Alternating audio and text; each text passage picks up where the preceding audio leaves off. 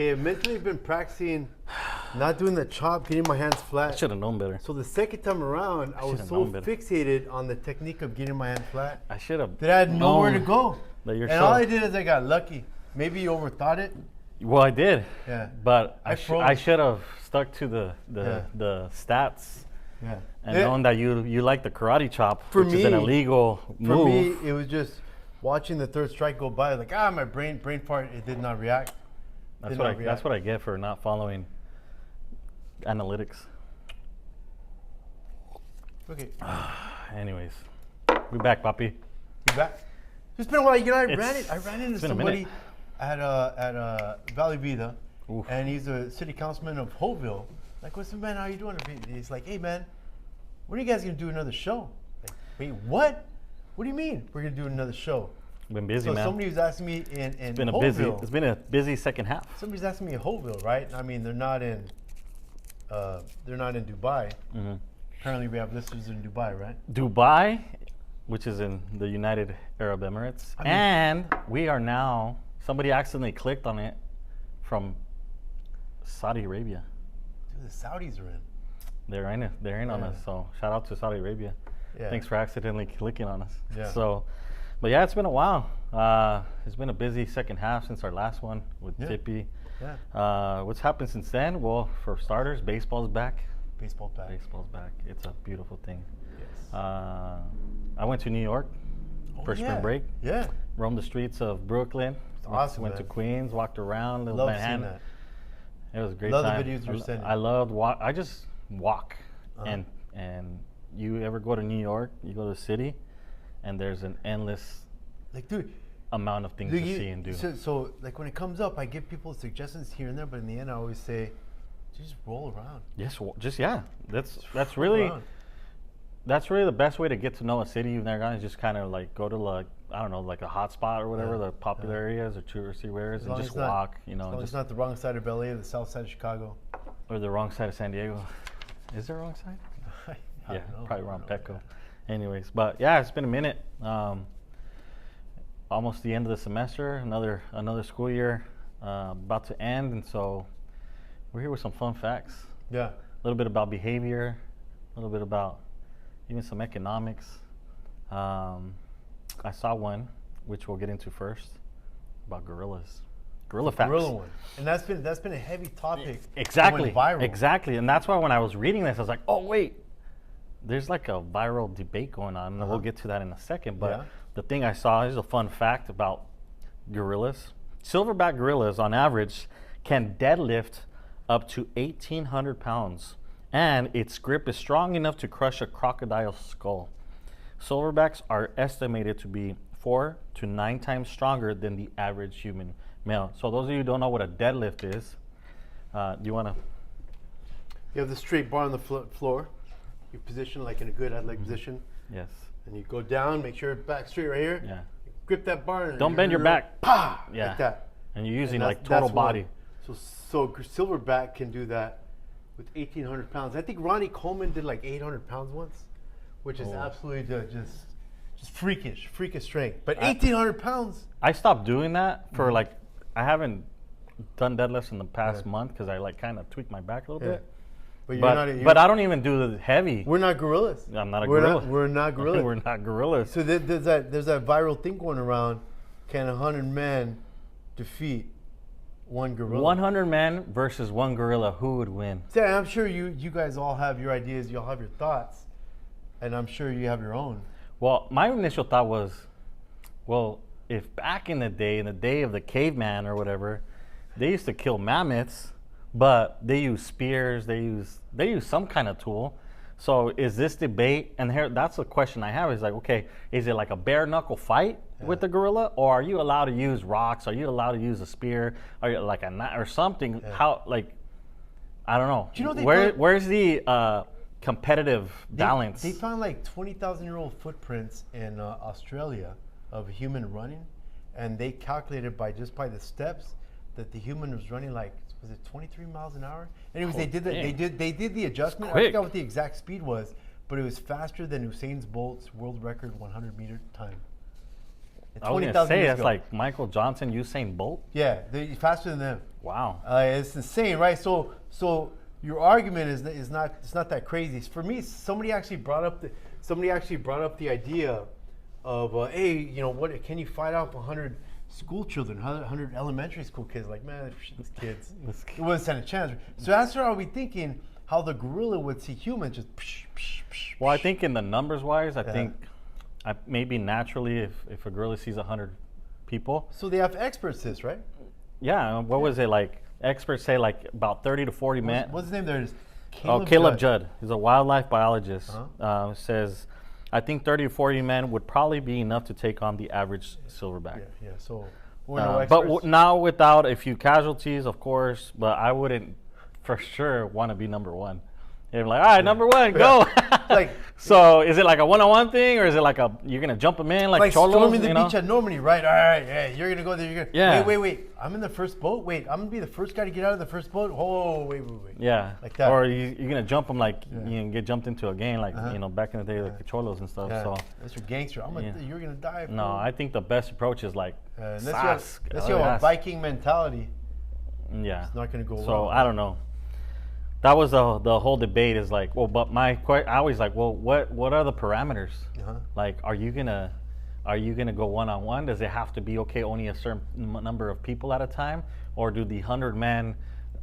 And what kind of caliber, what kind of physique is there? Like, what if we go with nothing but like professional wrestlers or like boxers or MMA guys? Like, who am I gonna pick? Well, I want like guys like Arnold in his prime, big buff guys, Ronnie Coleman, but I also want some fast, speedy guys like Bruce Lee who can kind of get in there and get out and not get caught. Yeah. And maybe a guy who has strong. The first guy I want out is Hulk Hogan and his song "I'm a Gorilla." Like that. That's the first guy I want out. Maybe like an Ultimate Warrior. Up. Okay. Ultimate Warrior coming in the ropes and really juggling the ropes. Yeah. Or maybe even the Bushwhackers, back in the day. That is intimidating. So I don't know how you feel about a DEI. Well, speaking of gorillas, you mentioned something about white monkeys. That's the next fact, right? Okay, so I don't know how you feel about DEI, and that's a recent political term, diversity, equity, inclusion. Is that the modern day term for affirmative action? Yeah, pretty much. Just make sure everybody's included, right? Yeah. So let's go to China. Fun fact about that. In China, white monkey jobs involve hiring Caucasian foreigners to pose as company employees or representatives to make a business appear more international and prestigious. What? Whoa. Wait. So break that down. So I looked into this, right? This like blew my mind, right? So there was a guy, NPR actually interviewed a guy, and he says, I didn't know too much other than it was going to be $1,000 a week he was going to get paid. We'd have to attend a couple of banquets and a tour of the factory, right? He says, I was told in advance we weren't going to be doing any quality control. Like pretty much he wasn't going to do anything. He was just going to show up, being the guy in the room, knew how to talk if he needed to, right? But they would just get paid $1,000 a week just to be in the meetings for appearance, to make it seem like there was white guys on the team, in the Chinese team. Like, yeah. That's like. So it's like hiring them. Is he kind of like a prostitute, kind of like I don't know, like a prostitute for business, right? I mean, that's what it seems like. We're just hiring you for your looks, and to give off this image, this allure that we're international. Dude, it's better than getting paid for a Diddy party. You know what I mean? You want me to go where? Wait, what? I'm down for some Chinese. Is it in Ching? Is it in the Sichuan? All right, I'm in. I'm in. But wait, you want me to do what? No, I'm good. Wait, I have to just stand. But if I just have to stand there and just attend meetings? Dude, look at. They had police escorting vehicles to the ceremony. We were sitting in the front row before the stage. One of the guys, supposedly the company director, and he gave a speech in front of 100 or so people. At the end, he was taking pictures with the mayor and being interviewed on a local TV. I think he did hardcore. $1,000 a week. Dang. $1,000 a week. Hey, are you hiring? I'm kind of light-skinned. I don't know if they're hiring Mexicans. They said Caucasians. Oh, shoot. Well, a lot of people confuse me growing up not speaking Spanish, so I can probably get away with it. Light-skinned. Light skin. Light-skinned. I had that Mexican privilege. But speaking of monkeys, Go for it. fun fact: both dog lovers. Yeah. We got our own dogs. We got dogs growing up Remy too. and Molly. So, MRI scans show that dogs see their owners as family. When dogs are exposed to their owner's scent, the reward center of their brain, the caudate nucleus, lights up more than with any other smell, including food or other dogs. You get home, you see your dog. What's your dog's initial We had this conversation reaction? yesterday. How does Molly Man, respond she to like she sees me, she like jumps on the floor and she starts like wagging her tail and she looks at me like this, and then it's like, oh, pick me up, please pick me up, please pick me up, please, like that. Starts licking me in the face and it just boom. You could Does tell she it bark kicks in, at you right? when she sees you, or is she if much of a if barker? I don't pick her up, she'll start like start barking. Yeah. See, because Remy, he's not a barker much. The only person that really makes him bark on command is my dad. Yeah. So But- what's Remy's so reaction when you for get me, home? he gets all excited. He's like, he'll run to his toy. Uh-huh. He always has like a toy around when I leave him, Uh-huh. and he'll run and get his toy and like kind of bring it to me because he's ready to play, and it's like super exciting. He doesn't have tail. He's a little Frenchie, but he moves he's around. wagging. He wiggles. He's like wagging his ass, yeah. because to him, seeing me, it's like. It's playtime. Yeah. It's not he's hungry. It's not like I'm like feed me. It's not like I'm thirsty. No, it's play. And it's like an all day thing. His motivation is play. So I'm kind of curious. Like they do these scans, like what kind of lights up in part of the dog's brain. But this was according to Emory University Oh, it's in study. Atlanta. Okay. Is that where it's at? Yeah. So this study is one of the first to combine brain imaging data with behavioral experiments to explore canine reward preferences. Because typically dogs are either about play or eating. So what is their motivation, especially as a puppy? The best way to train a dog, I read, is that you got to figure out what motivates them. Are they motivated by food or are they motivated by play? And so once you figure that out, you can kind of train them to do certain things. But the study says that one theory about dogs is that they're primarily Pavlovian machines, referencing the Pavlov study. Ivan Pavlov. Yeah. Early 1900s. They just want food, and their owners are simply the means to get it, or they want to play. So they see me, or Remy sees me. He correlates that with play or food, and so typically that's kind of what we see happen on a daily, with, especially because their sense of smell is a lot stronger than ours. If they smell us nearby, they know, oh, here's my owner. Yeah. And so it's time to eat or it's time to play. The most recent study is based on two different experiments. The first using MRI imaging, the second behavioral, that showed dogs respond more strongly to praise than to food. So the stereotypical, go, good boy, good girl, they respond to those, I don't know, maybe it's the intonations in our voice. I love when you told me that. Yeah, so I know that when I see my dog, my voice changes, the way I talk to him, because I can get a response from him better than if I were to talk to him normally like this. See my dog, man, that's my girl. It's That's my boy. I mean, I'm gonna pick you up. Yeah, so it's my road dog. So I don't know. I thought it was interesting, kind of, where they're not just using behavior experiments. Now they're using MRI scans to get into that. So I thought that was a pretty cool fact. And when it comes to dogs, I mean, I think I've always liked dogs, but I feel like I'm definitely a dog lover now more than ever. Right, I think dogs are awesome. We don't deserve them. God, I want to say 20,000 years ago again, but I know it was like a long time ago. They found in a French cave, they found skeletons of a little boy and like a wolf, like a dog next to each other. So it's like evidence that's the oldest evidence that dogs and humans have always kind of had before they were domesticated. So I know that, like, there was this thing that I watched, this documentary I watched about Australia testing this missile in their own country, right?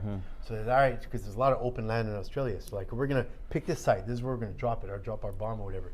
So we need people to go out there and make sure nobody's living out there. So they went out there, and in the 1960s they found the last tribe of Aborigines that were just out there in the middle of freaking nowhere, right? And then this last tribe of Aborigines, they found 2 dingoes living with them. 2 dingoes, like those wild, crazy. I was gonna say dingoes are like wild dogs, right? Yeah, they're they're not domesticated. Like the wolves over there, like a coyote or something like that, but of Australia. So they found these wild dingoes because both the humans and the dingoes get something out of each other. Huh. And so I mean, it's just I get a kick out of that, man. The domestication of dogs. Now we have our dogs. I mean, I got my dog for $40 in Brawley in the hood, and now I wish I could say the same about mine. I think my dog has like 10 beds around the house. Yeah, like in each room, basically there's a bed. It's in the living room, he's got 2. Like he's a spoiled ass dude, but stuff like that. I wouldn't trade it for the world. So I have a fun one for you because you're single. You're on the dating scene, right? Not really. I mean, single, but not really. Okay. Like we're from small towns, small communities, in Imperial Valley, Yuma. Yeah. I mean, they're similar communities in a lot of ways. I understand the human community. Yeah, a little small bit town. Yeah, everybody so knows like each you other. date somebody, it's like, oh, my boy used to date her too. You know, so you always hear it's inevitable. Crap. It's just. Yeah. So, anyways, it's hard. The dating scene is real slim pickings, right? Oh, for sure. So I mean, if you're picky, for sure. So now they have dating sites, right? Mm-hmm. So I have a story for you. Like, there you go. Hold this. You're going with this. So in the early, 1990s, the only way to really, I don't know if you're not out and about, right? At the time, dating options were limited to newspaper ads and expensive 900 number phone services. And of course, we all know those 1-900, late night blah, blah, blah. 1-900 phone number services, right? So this guy, what was his name? Gary Kremen.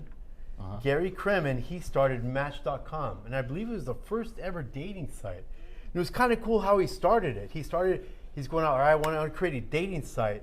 And he started just going around and interviewing women just randomly off the street and trying to feel, all right, if I create a website for dating, what will bring women into this website, right? So that's exactly what he did. It said 1990, he started in 1995. By 1996, he had 100,000 users. 100,000 users. This is early on. Yeah, 1996, 100,000 users, right? Today, he has 39 million users worldwide, primarily ages 30 to 40. Because you're dating under 30, there's a good chance people don't really have jobs or careers or anything like that. Yeah. So 30, 40 is a good dating range, right? Especially because the dating scene is different. Yeah. I would say based on your age range, your interests, your likes are, they change, So here's where the popcorn comes in. Fun fact. Founder of Match.com, Gary Kremen, lost his wife to a man she met on Match.com. What? Isn't that ironic? The irony, right? That's just crazy. So the right? creator, let me see that. The creator of a dating website. Yeah. This guy's a genius going around. Who's you connected? Saw the numbers. 100,000 people to 39 million people. That's success, right? What's the downside? He's connecting people around the world, finding their love. Yeah. Connect people. And then he lost his wife to it. Including his wife. I got there. That reminds me of the story of these 2 people actually went on. That's crazy. This couple were cheating on each other. They were going on dating websites. And they started messaging these different people, whatever. And they ended up hooking up with somebody. And when they went to meet up with somebody, they actually met up with each other. They're cheating on each other with each other. There's like a website for cheaters. I remember seeing one. There's a documentary on Netflix. What was it like? Why is it not coming? Is it Ashley Madison? Yeah, and that was like if you want to cheat on your spouse, your wife runs come to this crazy, website. Man. I'm like, what the heck? And sure enough, boom, they got exposed, man. Somebody hacked into it. But nowadays there's so many different like websites. There's a conservative website. There's like rural daters. Off the top of my head, some that I heard like farmersonly.com, Christian, is it Christians only or something like for if you're Christian. There's Match.com. There's Harmony, the Tinder. I'm naming all these things like if I use them, but I've never used any of these. And I always get this question, like, oh, so are you on any dating apps? Or are you dating? I'm like, no, not really. Why? Why not? Like, how old are you? Why aren't you married? And it's just like, Jesus Always that, Christ. especially in It's like- small communities. Well, not like, why aren't you and not married? just in small communities, but in Mexican culture, Hell yeah. it's like, oh, you're this age, you got to get married. When are you having kids? Once Yeah, you're married, your grandma oh, and you your had mom. and then you had a baby. When are you having another baby? Your grandma and your mom. And it's like, when you give me holy grandkids. shit, I'm just like, yeah.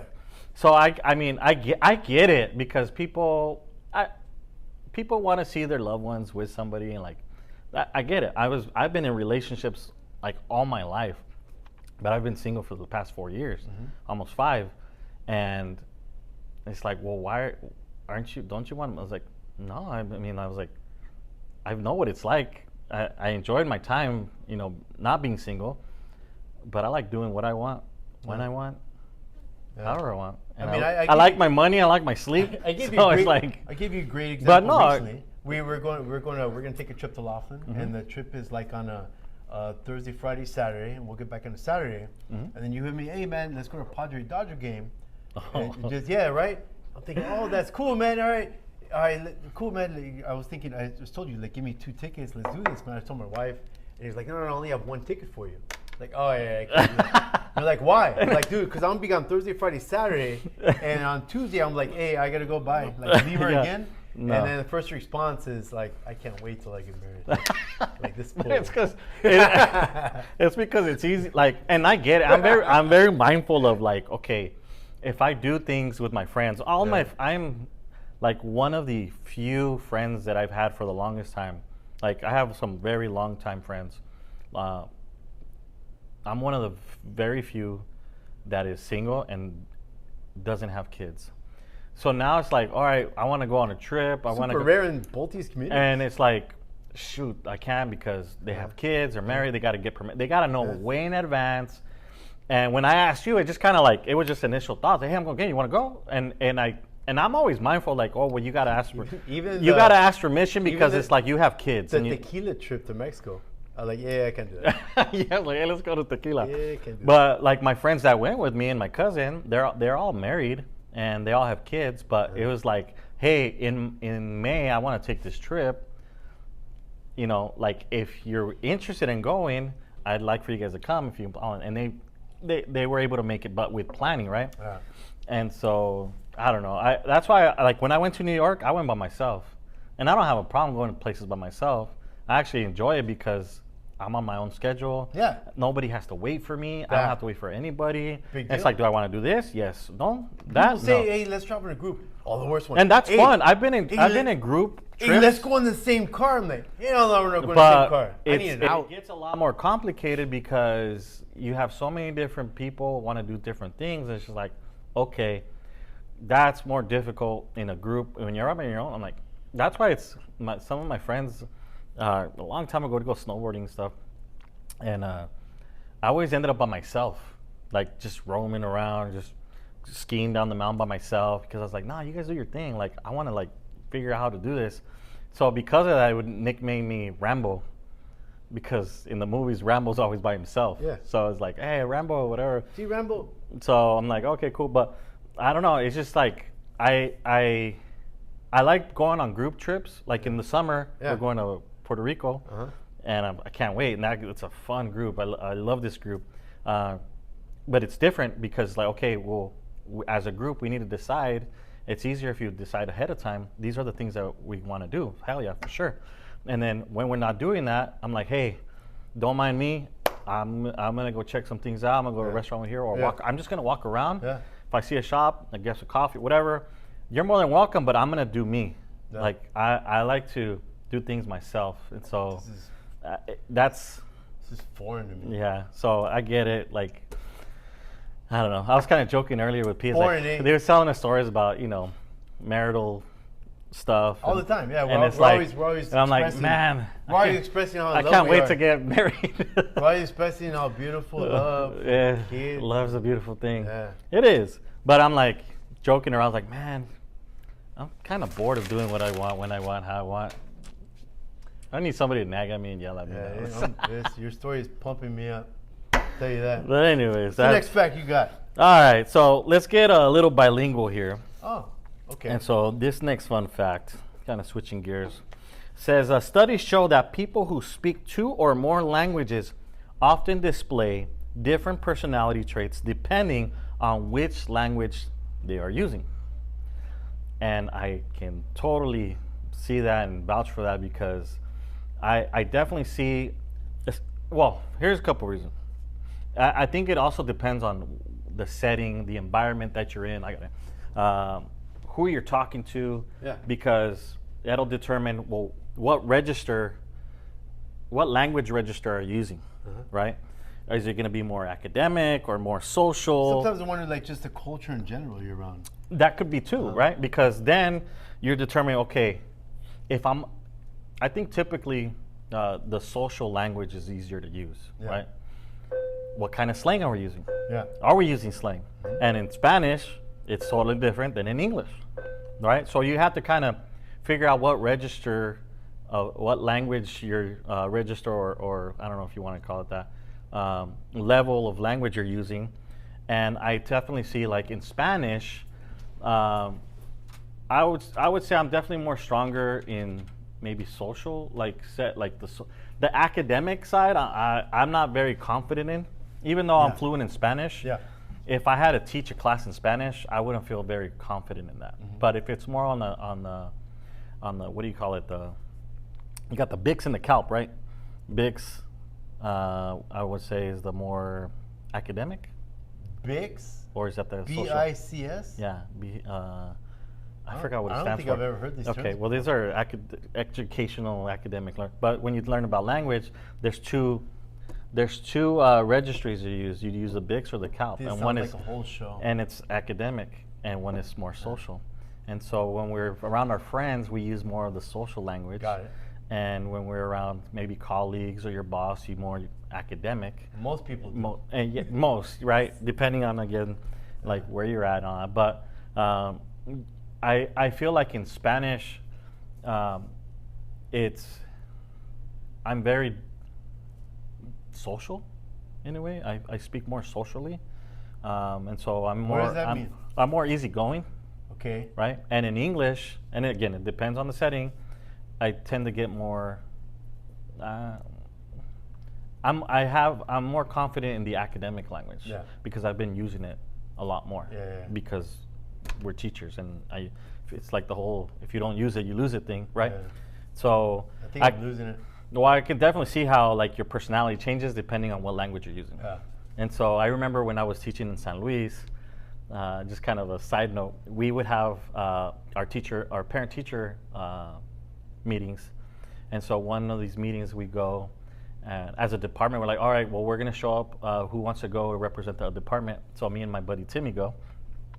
And we're there. And everything in San Luis, the graduations or parent meetings, it's in English and in Spanish. So they present in English, and then they translate to Spanish, and they go back to English, and they translate that for the parents. And my buddy Timmy's like, doesn't it annoy you, like having to like listen to in English and then having in Spanish, like you understand both?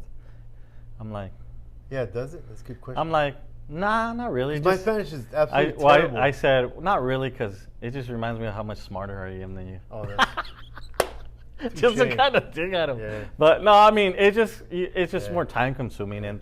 But eventually, like in the graduation, they said, all right, these graduations are taking too long. We got to they are. We got to stick to the one English. language. So they do it in English.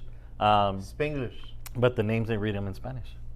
Well, yeah, it's the accent. Yeah. So, but yeah, definitely Sell see the crowd. There's a nugget. A different personality based on the type of language you typically use. So, what you got? Speaking of languages, high heels, right? We see high heels and we do the low ones, high ones, and really freaking high ones. The language of fashion. The language of fashion. The language of fashion, right? I like it. So here's a fun fact. High heels were invented for men. Like, what? I know I've read this before. Wait. High heels? High heels were invented for men. So like, what does that mean, right? So we kind of looked into it a little bit more. So it turns out way back in the days in the Persian culture, this is when Persia, like Ottoman Empire, is super dominant. Turkey, super powerful on the Lebanon world stage. area. Yeah. So the people with horses, because only people with status, money, actually had horses, and they had to use certain boots with the things on the bottom, to hook into the horse. The stirrups. So stirrups. Oh, so yeah, only people with money had horses. So the only people who had those high heels were actually people with money, with status, That's right? status, okay. So I guess in the 17th century, 1600s, the Persian Shah sent a delegation of soldiers to forge relations with the foreign leaders in Russia, Germany, and Spain. And then after that, they saw this, the Russians, Germans, Spanish, when they did this thing, and then they saw the Persians like, oh wow, and they know that they're of different status, they're powerful, whatever, around the 1600s, and so they took that, and this whole Persia mania became adopted in Europe. It became so hardcore adopted that Louis XIV, the Sun King, the big dog Sun King of He became France, king at 4 years old. yeah. Oh, is that what it was? Mm-hmm. Damn. So it got so popular in the what was it, the late the 1600s. 17th century, yeah. Yeah, 17th century. It got so popular that he actually made an edict that only nobles could only wear. The nobility. Nobility could only wear high heels. That's just nobility, right? So you had to have a little bit of money. And he went even harder and then he got like red high heels. And so in certain meetings, the color of your high heels represented what your status was like in a meeting. He had, hardcore, he had the right? red bottoms. But then little by little started phasing out. 1700s, women started wearing them, and then it started turning into, well, women are wearing this kind of a feminine thing, so men slowly started kind of moving away. So you still see that with cowboys in the boots, and you wear boots sometimes. I have worn my boots. I have a pair of boots, but man, I found that super fascinating. Well, fashion is kind of cyclical too, because there's certain looks that come back. Yeah. Like corduroys came back when I was in high school. That was 60s, 70s. Did you have a pair? I did. I did too. I did, yeah. That's a cool brown So corduroy. when it comes to high heels, I remember my roommate, shout out to you, Ray. Sorry for this story. It was our sophomore year. We had our own apartment, and I don't know what I was doing. I was digging under the bed, and I saw these boots, and I got these boots like, dude, who left the? Oh, I bet you Ray's sister left the side. Hey Ray, man, I think your sister left her shoes here. And he looks at me, he's like, those are my shoes. And I looked at him like, hey? Yeah, because he's from Mexico, like he's from Guanajuato, like deep, León, and he's from deep in there. So I've never been to those kind of parties. León, so, Guanajuato, hey, the home of Jose Alfredo Jimenez. Whatever helps you pick up, homie. Whatever works for you. Yeah. Whatever helps you raise them up. So maybe it's part of that dating app. You got to have the heels. Hey, whatever it takes. So it's funny because you say like I think it's safe to say if a guy is wearing heels today, it's seen more feminine, right? Yeah. But history shows us like, well, back in the day, it was like masculinity, right? Status. Just like skirts. Yeah. Skirts were common in like it was a Scottish culture, like long kilts. Oh yeah. And that was very masculine. Castanas. So it was like fashion is cyclical, where it can kind of be one thing now, but later on it becomes another. One thing that I'm noticing right now, especially here at school, but with some of my nephews, I see that baggy pants are making a comeback, like Jinkos, the big baggy pants. Imagine I'm like the Tagger dudes. And I saw my godson was wearing some Jinkos. I'm like, what the heck? I was like, dude, we used to wear those in high school. Yeah. Like I never had a pair of Jinkos, but I'm saying like in high school those were a thing, and it was very popular with a couple of groups like the ravers, and the skaters. And well, he likes skateboarding, so huge in the 90s. Yeah, it was big. Huge in the 90s. So now I see those trends come out. I see a lot of like 90s type fashion come back. I see a lot of 90s like hip hop and 90s band shirts, like people around like, oh, that's old school. And they say, I'm like, old school? That was in the 90s. Like, yeah, that was like 30 years ago. I'm like, was it? What? Dude, it was 30 years ago. I'm like, dude, it's true. And then it's like, one of my students like, hey, Castillo, you're born in the 1900s, huh? I'm like, this fool. I'm like, dang, why you gotta say it like that? I have a 23-year-old son. He was born in 2001. So that's crazy. So yeah, but I mean, heels being a status symbol, being masculine back in the day, and now it's like more feminine, like more high fashion. You see these types of like high heels and like high heeled boots. It's typically seen as more feminine now. So I wouldn't be surprised later on, like the trend it's a cycle, right? A lot of 90s stuff coming back today. It's interesting. So speaking of trends. It's our last fun fact. We kind of did a survey on this. Oh, that's right. Show the results, but Hawaiian pizza. It was created in Canada by a Greek immigrant named Sam. I'm gonna do my best. Panopoulos, Sounds Greek. who added canned pineapple to pizza in 1962, inspired by Chinese cuisine's sweet savory flavors.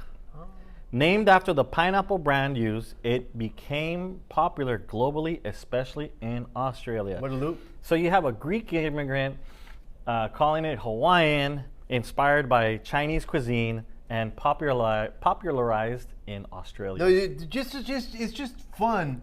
Hawaiian pizza, like, it's very. People have very strong opinions about it. Some people like really hate it. Like, dude, it's like a sin And to eat Hawaiian pizza that doesn't belong on pizza. And that's one of my favorite questions to ask in the beginning of the year is like, pineapple on pizza, yes or no?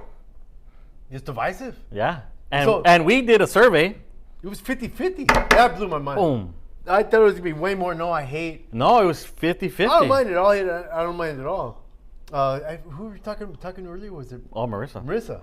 She's like, oh, I can't stand pineapple. It makes my tongue itchy. But then we talked to somebody else also, and they said it's not something you order for a big group at a party. Oh, Doc. Doc said like, well, it's something that. Well, I think it was more like as a group. Like if you're in a group and you For order a big group, you show and you order like Hawaiian pizza, it's more of a niche.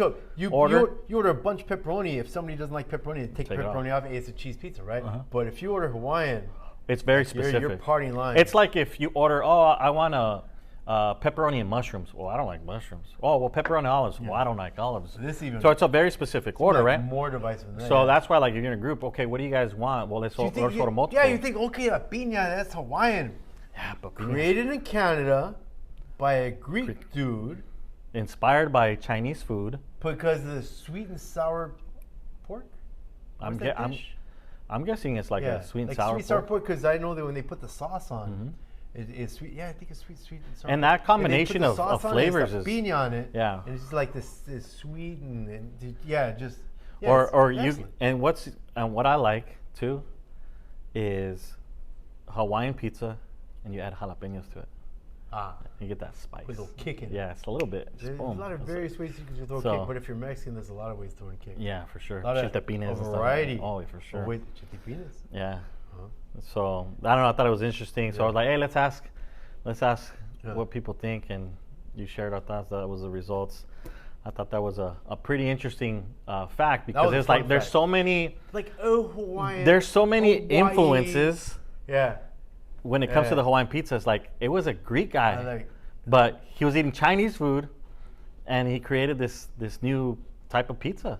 And he put these two together. It kind of reminds me when I used to work at Dairy Queen, just putting together things like, hey, let's make a new Blizzard.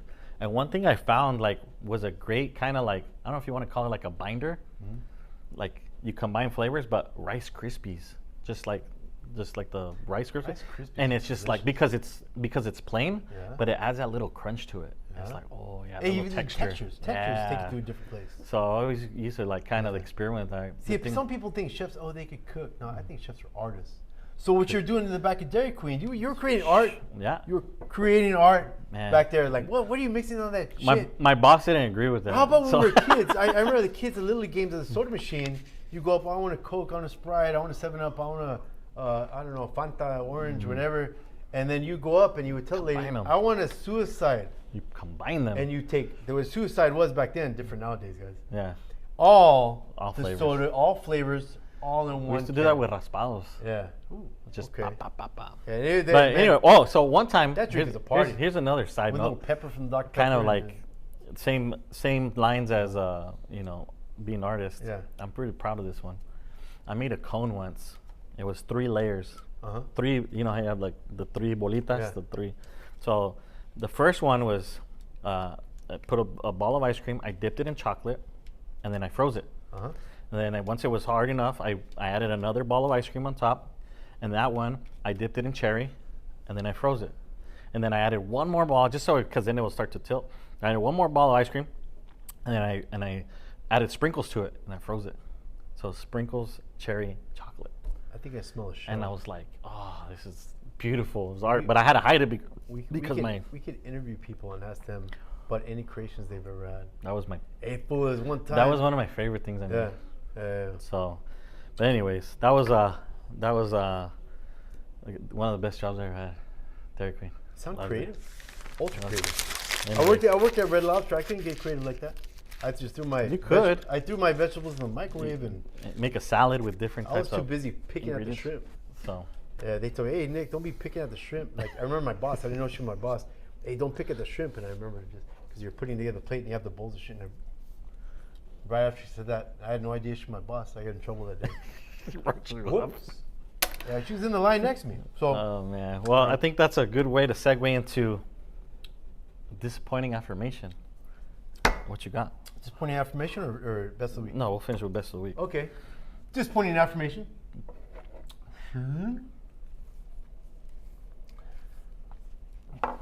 Excuse me. What you got? Not every day is precious. Waste today. You deserve it. Do what you like. Yeah. Do what you want. Waste your today. time if you want. Procrastinate later. I don't know if I'd agree with that, but hey, it sounds fun. It could be very fun. I've done it too many times. We do it all the time. Yeah. Anyways, well, we have a mutual best of the week, We do. but you know we'll get to that right now. I want to start with so I wore the shirt today because recently it was a couple days ago they just announced Pete Rose. And one of the greatest hitters in of all time. He has the most hits ever. Most hits ever. He got banned from baseball for gambling on baseball, but I mean he's like one of the greatest. Deservedly so. He banned. Like one of the greatest hitters. It's one of the right? biggest sins in baseball. Charlie Hustle. I mean, he's the reason why I sprinted. Why? So see, he is now not blacklisted anymore. He's eligible to be voted on for the. He Hall passed of Fame. away this past year. Yeah, this past year. So they finally, I think they. He was banned from baseball. He would gamble. If he would have been not banned, he would definitely be a first ballot Hall of Famer. He was the reason why I slid head first. He's the reason why I ran. I used to play in the outfield and I used to like sprint every time. When you think of hard-nosed sprint players, pop fly. I'm Pete Rose is running. the guy. I'm rounding first, trying to get to second like an idiot. I ran like an idiot.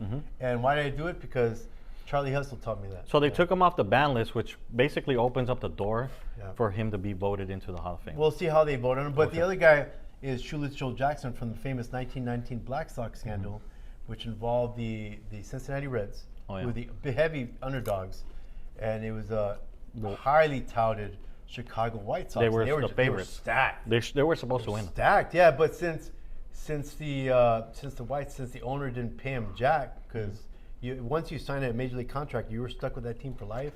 The owners could trade you or not trade you. You know, so these players, there's these heavy gamblers came out. Hey man, we'll offer you this money for the World Series, and a few guys took it. Now they battled Shoeless Joe Jackson, but he hit over 400 in the World Series. So now he still got banned for throwing the World Series. That's pretty crazy. Yeah. So he's off the ban list, which we'll see how long it takes him to They're get. buying a drugstore in a small town. Ty Cobb used to go to that drugstore. I wish I had the exact detail of it, but yeah, I'm a huge Shoeless Joe Jackson fan. Babe Ruth got his swing after Shoeless Joe. Oh, really? He modeled his swing after Shoeless Joe. Fun facts. I didn't know that. All right, what you got? So my best of the week. Oh, I sent this to you. all right. And it's a 5-on-5. I don't know if it's bare knuckle. I can't remember if it's bare knuckle, but it's Russia versus Poland. And they got 5 guys on each side, and it's a huge ring. It kind of like, it's like a 10 times big. I don't know, like maybe 10 times bigger than a regular boxing ring. It? Let's show you. So let's watch Let's show it. you. Here you go. There. I don't watch the whole thing, but. So you have these 5 guys right there facing each other. Dude, it's like a gang fight, but it's like high school. Let's go for it. What's up, fools? Hey, 1-on-1. No, all of us. But watch when it starts. Watch when it starts. Right? Russia, Poland. So my question, and this is what kind of intrigued me, is like, what's the strategy here? Where do you go at? Who do you go after? Do you game plan before? Do you go one-on-one matches, or do you guys go after like who you think is the weakest link? So it's like WWF. They have the Royal Rumble. But this is like a Royal Rumble. What's that guy? Oh, This is like a Royal Rumble, but like in real life, so people can. So how would you strategize for this? So my take is like, all right, everybody take care of your guy. Who's your guy? That's my guy. That's my guy. It's like a one-on-one match, right? Take care of your guy. You win that initial confrontation, and once he gets knocked down or you see it, go and help your buddy. And so go tag team and buddy like jump the other guy, and that's eventually what happens. We should fight the English department like this. Hey, we still might lose. We're outnumbered. We're outnumbered. But maybe there's a chance. I got David. Hey, I ain't worried about David. So my thing is like, okay, what's the strategy? I definitely am the strategy, but there's a bunch of referees going around. I don't know. I saw it and I was like, oh man, that's money. By the way, you're picking up at the end of the night, like, hey, you're in a 5-on-5. If you're all busted up and stuff, so a mutual. Anyways, that was my best of the week. Mutual best of the week. We have the Ivy Press here, right? Special shout out. We came out in the Ivy Press. Back page, the very last page. Thank you, Gael de la Cruz. He thought enough of us to, and we told, hey, we're gonna come interview you. We want to put you in an article in the Ivy Press. And I was like, well, you want to interview us? Like, why? You know nobody watched our show, right? It's like, I mean, our 5 listeners are going to be really But we're not in Saudi Arabia. So, yeah, so you're kind of a big deal. The Ivy Press doesn't have the status that it used to, but still, growing up as a kid in this community, I mean, the Ivy Press in the 80s was huge. It's like, oh, dude, we're going to be in Ivy Press. It's freaking crazy. So I went out and I bought a bunch of newspapers, and still, this is like late in the afternoon, there was still a big stack left. There's still a big stack left. Nobody buys papers anymore. And I was like sifting through page after page, like, dude, we didn't come out. This is probably just on the website. And I finally got to the very last page. Boom, there we were, the big spread. See, there's front page stories, and there's back page stories. Back page story, back page headliner. Wait, if we're not on the head, what would it be on the back? What's the opposite of the head? The ass line or the foot liner? Yeah. I don't know. Tail. We'll leave it up to you guys. We'll leave it up to you guys. So, hey man, it's been a while. We're back, baby. We're back. Yeah. Get ready for summer, because we're coming. Coming, baby. See you guys next time.